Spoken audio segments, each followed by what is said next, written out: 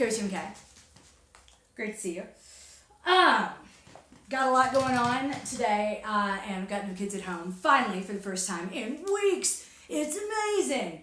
So I thought we'd do a few thoughts, a few things. I've gotten some messages from everyone. Thank you for reaching out and saying hi. If you've seen, I've been working on ways to stay connected to me. I'm really trying to be better about Instagram. My podcast has an Instagram. If you've gone over and seen that, it's Morning Mantra Pod. If you haven't seen my personal Instagram, it's Coach MK Fleming. I have also started a Coach MK Facebook page, which I've mentioned as part of a strategy to increase my privacy surrounding my children as they get older. My oldest, as much as she loves being in front of the camera, the others do not so much.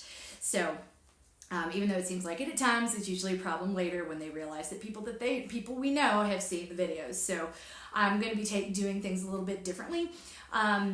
Practicing, and I'm not going to get it right on the first try, of course, because no one ever does, but I'm going to be making a conscious effort to move a lot of the things that I do and are part of my life over to the business page and view it through a different lens and be a lot more selective about what I put on my personal page. So there's that. My business page is Coached and Loved, so if you go to Facebook, it's www.facebook.com/coached and loved, one word, coached, COACHED, ANDLOVED, and you'll see it's Coach MK. So there's that. The other question I've been getting is, what am I doing? I know a lot of you follow me on Strava. If it's connected to my Facebook account, I think I'm just Mary Catherine Fleming in there, my whole name. So feel free to go in there and look and follow me on Strava if you want to. But then begs the question, and I'm still kind of surprised that I got so many personal messages or direct messages after this run that I did on Monday, but I appreciate it. It means you guys are paying attention. That's awesome. But I did a run on Monday that had people asking me, hey, Coach MK, what are you doing? This doesn't look like a heart rate run. And I guess that's a fair question. I preach what I practice. I'm very conscientious about that.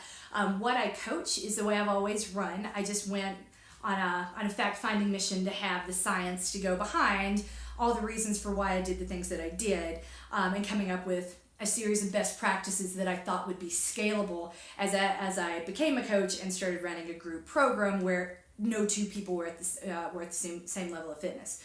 So when it comes to what I do and what am I thinking, I thought I would just break it down for you a little bit before I moved into, if you're you're part of the 3 days at the fair program and I'm training you, stay tuned. I'm going to do a quick update on me, then I'm going to get into Damnation and the upgrade, because I haven't heard from anyone, which makes me nervous. You guys should be on me about this, like, wow, this is so much harder. So I'm like, okay, since no one has said a word about Damnation, that means we need to address it. So sorry I didn't do it sooner. I just haven't had the time because I've had kids all over me, and I'm like, you know what?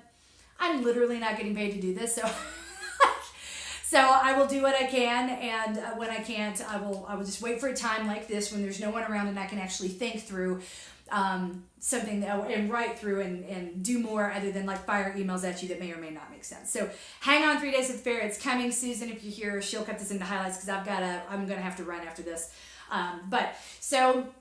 To answer the question, people have been asking. I've gotten a couple of questions about New Year's resolutions. People like to make them. I generally don't. But every year, what I do come up with is one thing I want to do more of on the whole. And my thing this year, funny enough, is I need to dry my hair more. And that sounds really odd and funny, but like, I don't like makeup. I used to love it. I just don't have the time or the space to put it on, and my bathroom's really tiny, so I don't have a counter to put my makeup on. It's like I'm turning around on the back of the toilet, and it's no fun. Plus, when I'm getting fit, I shower a lot, like sometimes twice a day if I'm doing 2 a day. So I would like to get back to that level of fitness this year, but I'm not overly pressured about it because my order of operations, if you remember from the last broadcast I did, my personal focus for this year, my priority number one is rehab. I still have to go to Pilates 8 hours a week. And yesterday when I saw my physical therapist, it was up to 10. I was like, oh, great. They were like, oh, congratulations. It's time to do more strength. And I'm like, oh, that's wonderful. So which 2 days a week of Pilates can I replace? And they were like, oh, no, it doesn't work that way. Come on, you know better than that, MK. I'm like, shit. All right, so what do I need to do? They were like, minimum, start with 2 hours a week, and we're going to up it to 3 of a specialized strength program. And it turns out they do it at the same. Now, this doesn't mean more money out of my pocket, thank God. It's just more time. The physical therapist that I see is attached to a small workout studio, and it's $200 a month. So I'm now down, yay, by being there 10 hours a week. It's $450 a class.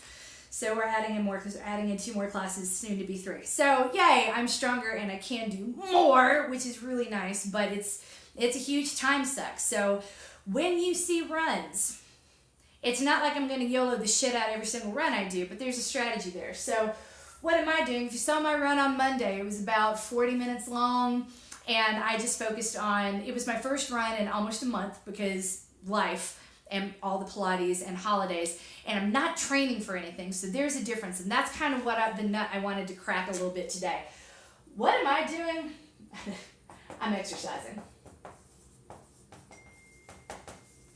And I'm rehabbing. My priority number 1 is going to be my cervical spine for the foreseeable future.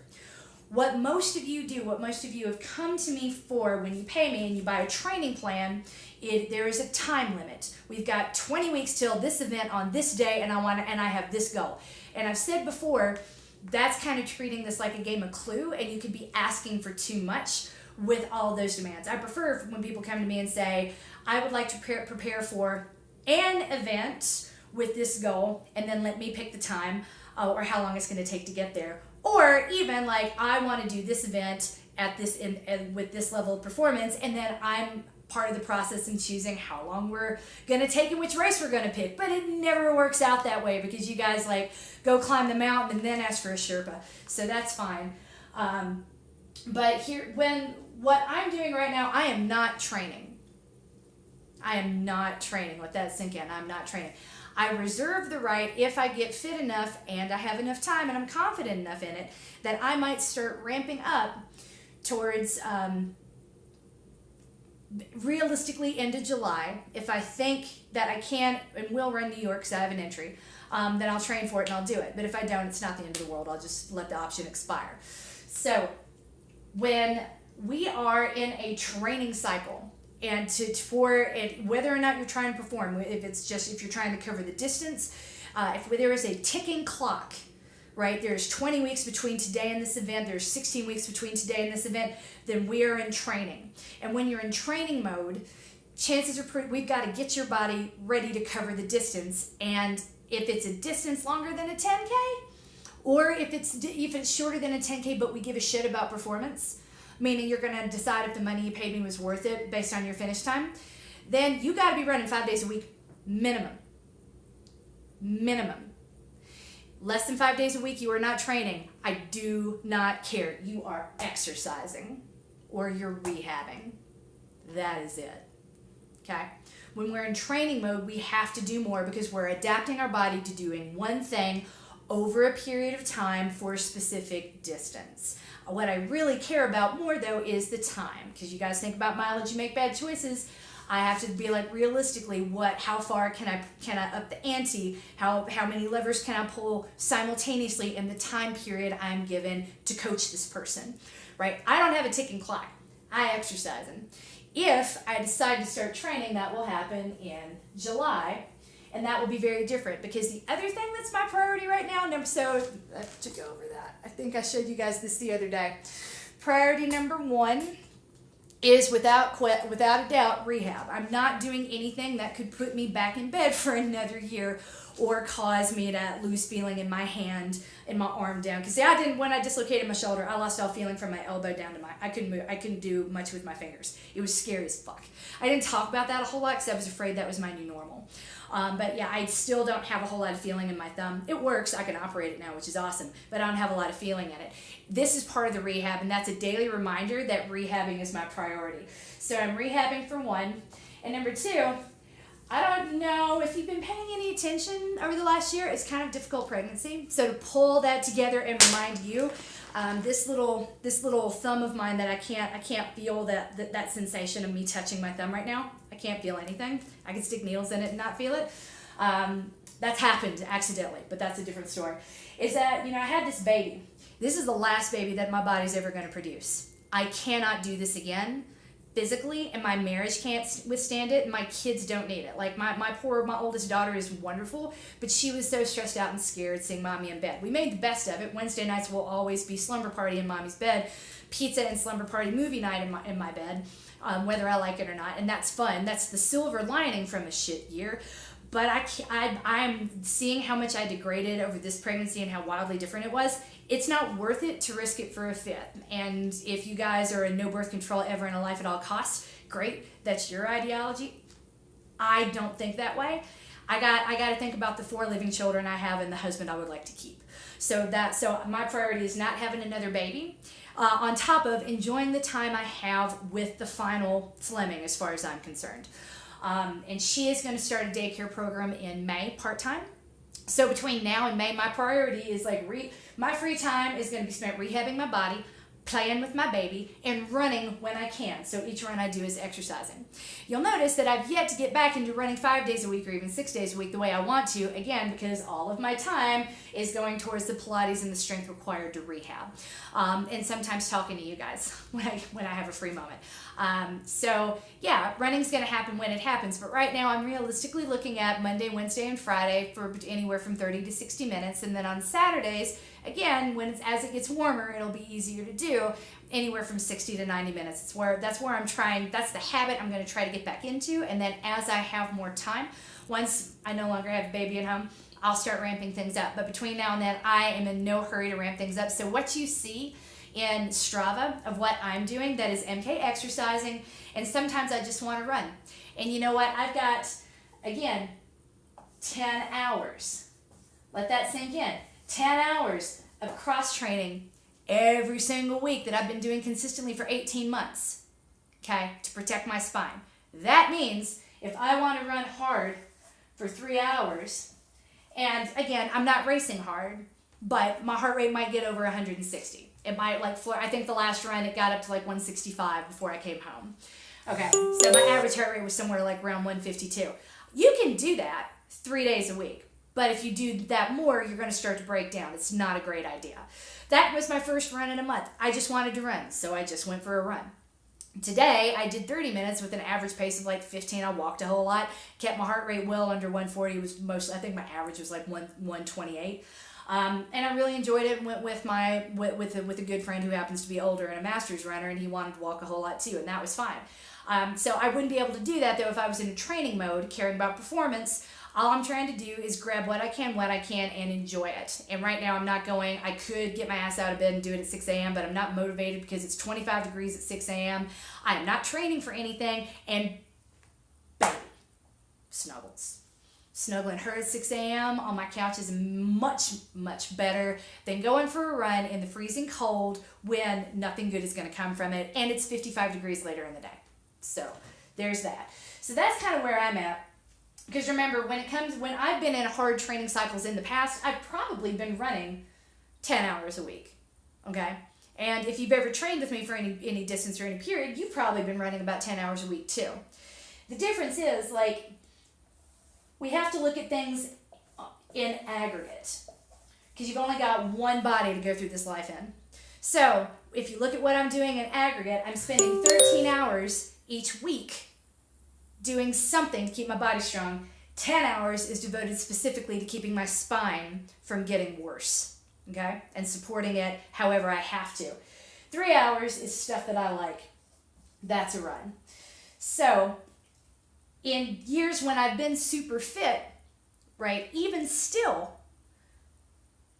this is more hard running than I would have done, right? In a week when I was running 80-mile weeks, maybe between 6 and 10 of those miles would have been hard, right? And that ended up being about 90 minutes to 2 hours total. So all that just to say, the math absolutely holds and the math absolutely works. Don't look at one run and be like, you're breaking your rules. I'm not at all. I'm not sure how the perception that I'm the easy effort coach, or all I do is make people run real slow comes from. They've clearly not talked to people doing 3 days at the fair, my elites, or any of the people that do hella hard runs. The only way we can do hella hard runs is if we have a whole bunch of easy stuff. And right now I'm not doing hella hard runs. I'm exercising. And to supplement and to keep me from losing my shit, for all the rehab, because it's hard for me to motivate to do 10 hours a week of rehab work without the option of being able to go for a run. To remember, this is why I'm doing this. So this is the 3 hours, whatever you see in there is my carrot. And can I run 3 hours a week really hard? Potentially, but I still don't want to run the way that you guys did. So I hope that makes some sense and gives you some clarity into what I'm doing. It's not like different rules apply to me or I've thrown everything out the window.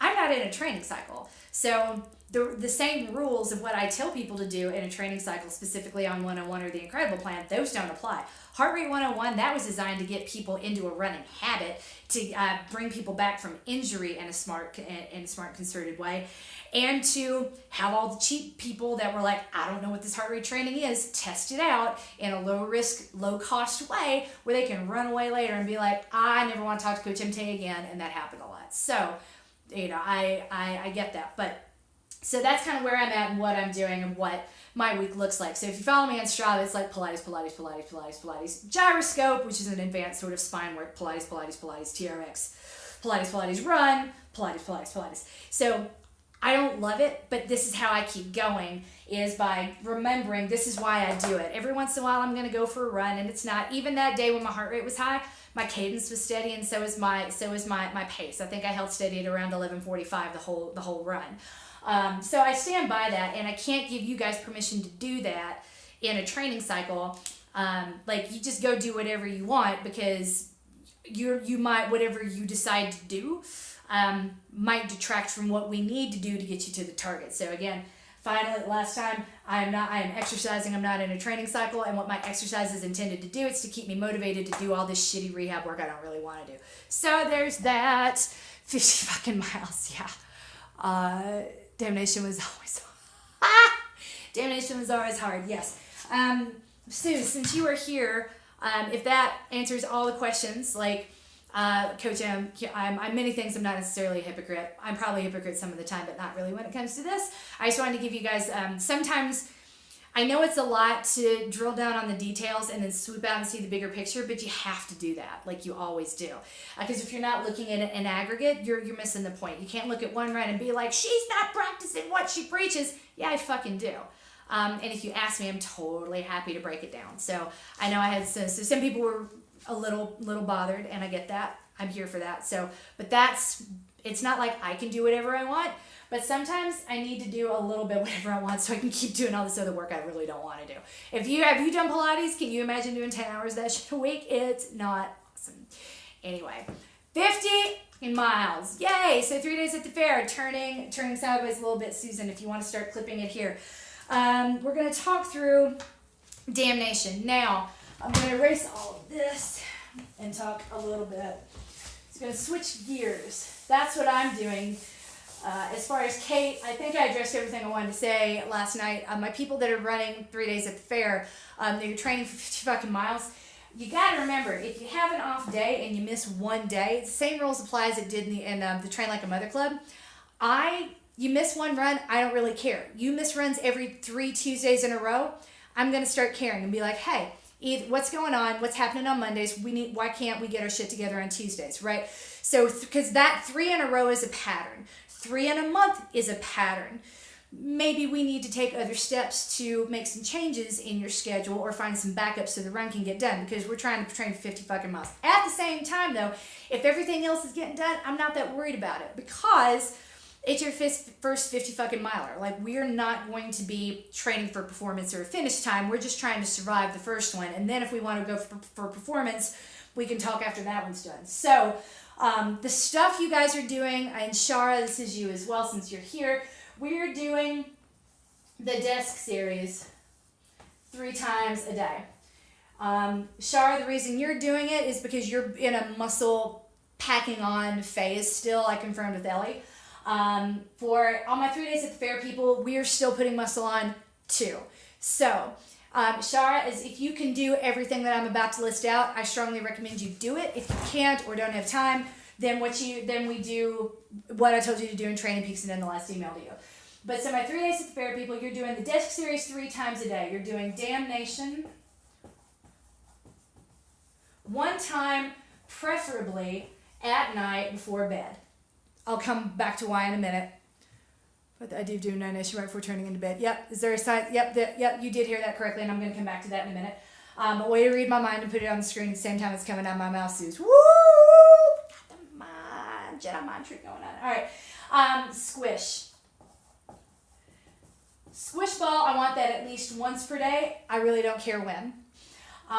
And for 3 days at the fair, excluding Julie, because she has, she's got shit coming up that y'all don't. Well, she's got her first 50 fucking miler is coming up sooner than everybody else doing 3 days at the fair. So Julie, you keep, your instructions aren't totally separate, but you're not doing kettlebells anymore. Everybody else is doing kettlebells. Whatever is in your training peaks, I don't remember if it's 3 or 4. Don't come at me like, what you said isn't exactly what's written here, because I'm talking to you. I'm not looking directly at it. I stand by what's in your training peaks. So whichever kettlebell is in your training peaks, you do that. So kettlebells, I think I have it in there 3 or 4 times a week. But the Death Series, the Damnation, and Squish, we really want to be doing this 6 days a week. And the kettlebells, I defer to training peaks. I'm reasonably certain I have it in there 4 times a week. And the reason we're doing all of this at the same time, what we're doing with the Disc Series is that if you remember when Martini Monsters was demonstrating Disc Series 1, and she's like, oh my God, my heart rate's at 174. And she's super fit and way stronger than I am. She can bench press me and 2 of my kids strapped together. So her heart rate got up as high as 174 because, and remember she said, this is cardio and I don't do cardio. And I'm like, that's exactly what we're doing. So the Disc Series, when done properly, is about 12 minutes long. So that's 4-minute boosts for your metabolism throughout the day to not only pack on more muscle, but also rev your metabolism a little bit. So why that matters, the Damnation, the reason we're doing that, the second reason that we're doing the Disc Series beyond that is this was designed to work in concert with the Squish Ball and the Damnation for what's called neuropatterning. Now this sounds a little drastic, but I got behind the science of it for the year that I was in bed. The year that I was in bed, I had to start approaching life like a coma patient, because a year in bed, not able to move very much, is a long time. And so how do you come back from that? I had to start looking at anybody that would have been in the same place that I am, and the closest that I could come, people in a coma. Now, bed rest and coma, not totally the same, except for the fact that my muscles were pretty darn atrophied. A year in bed, like muscles start to break down after 3 days of disuse. Mine were used for an hour of Pilates every day. Thank God. I would be way worse off if I hadn't. And that was it. Then I'd come back home and get right back in bed and stay there till Pilates the next day. It was rough. So I had to start going into the science of what do we do for people in a coma. And it turns out there's a dude that's been doing a lot of research on that exactly. Sort of in the Matrix style, when Neo's like yeah, he comes out of the shell and all the goo goes everywhere, and they're like, these are your muscles. You've never used them before. It felt kind of like that. And then they stuck all the needles in him to bring the muscles back. And it was kind of interesting, but the directors of that movie, the writers of that film, actually did a whole lot of research on the stimulation necessary to bring a person back and what would you have to go through. And I've been going through a lot of those similar processes. So the most important one is called neuropatterning, and that is getting the muscles to work together in concert so that it's easy for the big muscle groups to take over, and then you develop bad habits, and that's how things get hurt and people get hurt. So a lot of the stuff that I've been doing for me to make sure that my back was speaking to my front, I'm doing with you guys as well, because again, if we can go through this whole training cycle and find out at the last minute that your front and when I say lock your cage, nothing is happening in the front, that's a problem, right? And I've come in over time for the 2 years at Another Mother Runner, I've just watched people be like, oh, I know what that is, and do exactly the opposite of what I told them to do, which is like, actually, it starts at locking your cage, happens in the back. It's pulling your bottom part of your shoulder blades together. That's it. Because if you think about the front, you're going to go the wrong way. I said that, and I've watched the video over and over, and I've been like, I gave the correct cues, but no one remembers it. So we're going to have to do things a little bit differently. So now I'm reintroducing the idea of locking and then loading with that big exhale to make your waist as narrow as possible. Because when you're doing that, your lats and your obliques are working together in concert. So that neuropatterning, we're trying to make that autonomic, meaning that without having to think too much about it, your obliques and when your when your back moves, your TVA automatically fires and your obliques support you.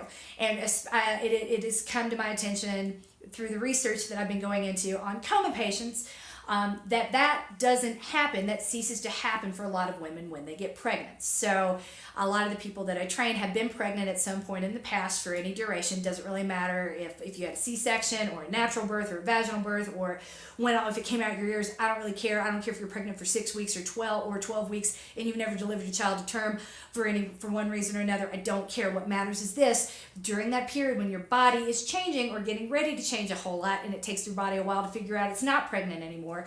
Your heart and your soul know it before your endocrine system does. So that whole your back might continue to not speak to your front for a very, very, very, very, very long time unless we fix it. So this particular series was put together in this order with the idea of doing it 6 days a week to make sure that the neurons are firing the way we want to, and the muscles are moving in correct patterns to support each other. It's not that I want one reels exactly, but should I have some? If you want them, I'll give them to you, Shara. But no, as far as I'm concerned right now, you don't have to. I would much rather you did 5 sets of desk series every day before grabbing the kettlebells. And we can come back to that, but Ellie has given me the clearance to have you doing more running starting next month, and less of the strength. So that's when the kettlebells, I think, will come back in, so we can get more bang for our buck.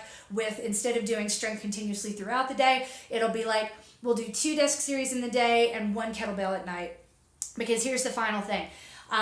Your body continues to build muscle while you sleep under certain conditions, and one of the ways we meet those conditions is to challenge it a whole lot right before it goes to bed. Doesn't mean that all of your strength needs to be right before bed, but it means that when we're in a strength building period, you're going to be consuming like a couple hard-boiled eggs. You're going to do like Damnation and kettlebells, and then eat 2 hard-boiled eggs before you go to sleep. And I know that sounds awful, but that is the maximum strength building thing you can do. Your body, when you have finished something due to strength, and the next thing you put in your body, it's like if that's protein, it's going straight to your muscles. So, and your body does continue to build muscle while you sleep overnight. So now that we know that, we're going to start incorporating some of that into the training. And Ellie will get more specific about that with you, Shara, since I remember I'm not here to discuss nutrition with anyone. I can barely handle the running conversation.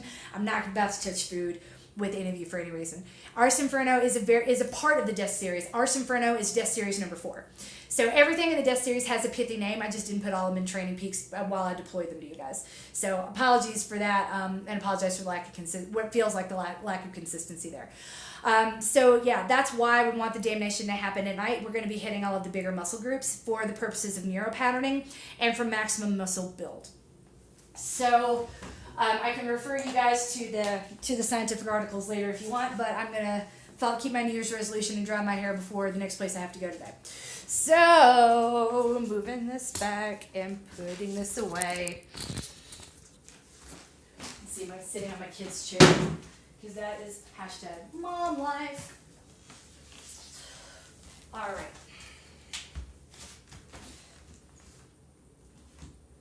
Oh, I just had a brain fart. Suze, what are the 4 moves in Damnation? I think it's planks, push-ups, Russian twists. Oh my God. It has been that kind of a day, y'all.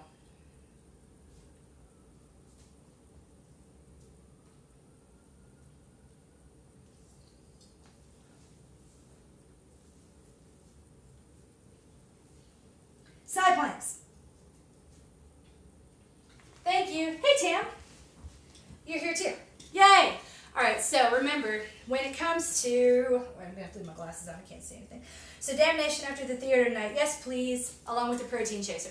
And double check on the timing of the protein chaser with Ellie, but the way that I would normally recommend it to my non-coma patients, that is, would be not like huge amounts of protein. The exact specific amount should be determined by her. For me, it's 2 hard-boiled eggs. It would be, doing desk series number 4, Ars Inferno, then having the eggs, brushing my teeth, and starting my nighttime routine.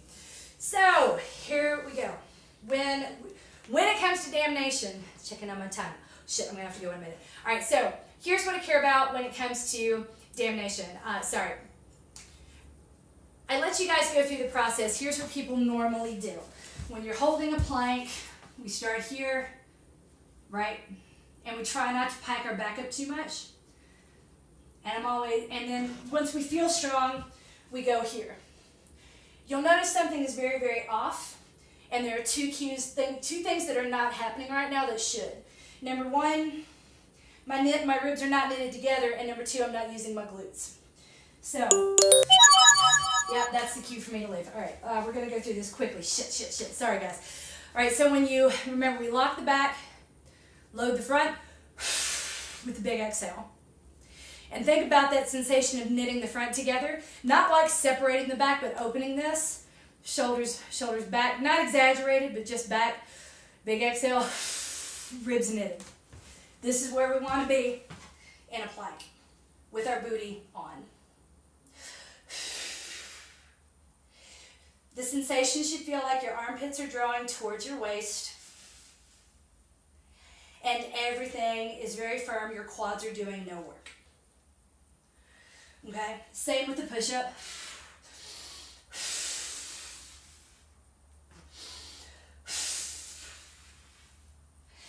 And that's another reason I don't want you going too low in the push-up. Or rather, I don't want you doing too many push-ups. More is not better if we're not exhaling and knitting together and our back is doing, and our quads are doing work that they shouldn't be doing. Okay? And then the Russian twists. As I showed you the other day, a lot of people are like, I can't touch the floor on either side. And I'm like, take a big exhale first.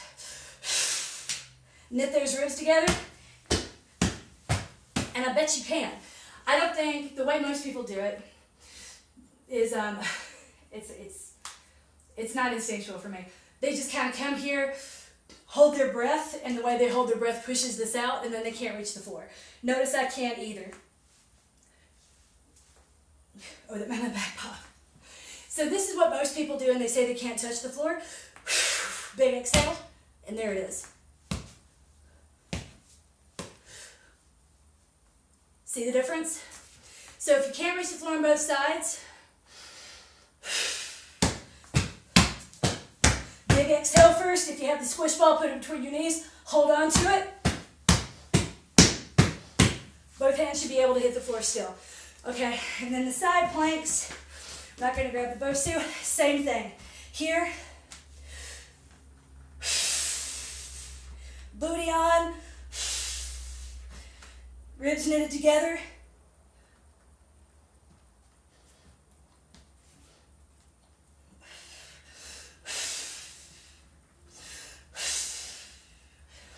And that is how I expected to get complaints like, wow, damnation is so much harder when you knit your ribs together. But no one said that, which had me thinking we either need to revisit this cue or we need to revisit this cue in each position.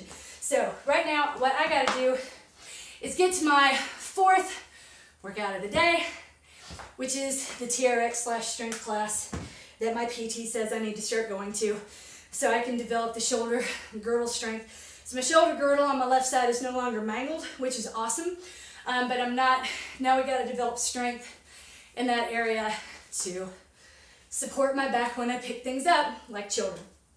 And that's gonna start with TRX. So, sorry, I'm drying hair today. Well, I had an intention of drying my hair today, but it looks like it's not going to happen now because I literally have to run. BU Cray is a really awful workout that they have to do for 3 days at the fair. Sorry, Karen.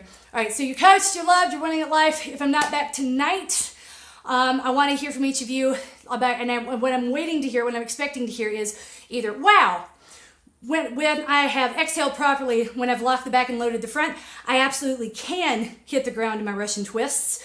2, Jesus, this is hard. Because no one's really said anything about damnation, and it should have been hard before, and it's going to be harder now with your booty on and your ribs knitted together, locked, loaded, and loved.